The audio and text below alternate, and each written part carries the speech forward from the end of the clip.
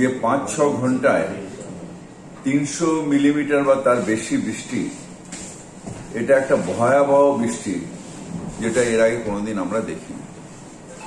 এই বৃষ্টির ফলে হয়েছে সমুদ্র উত্থাল, নদীতে টগমগ জল যাচ্ছে না, নদীর ফলে আমাদের যে ক্যানেল সেগুলো সব ভরে রয়েছে।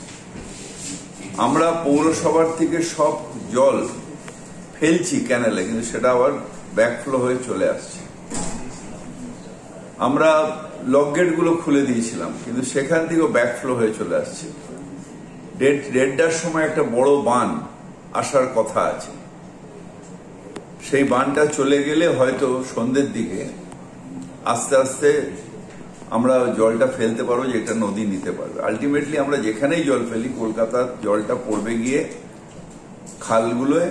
খালগুলোর থেকে যাবে নদীতে, নদীর থেকে যাবে সমুদ্রে।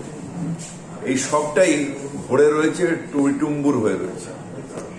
আমি কলকাতাবাসীকে বলবো, আজকের দিনটা দয়া করে বাড়ির থেকে বেরোবেন।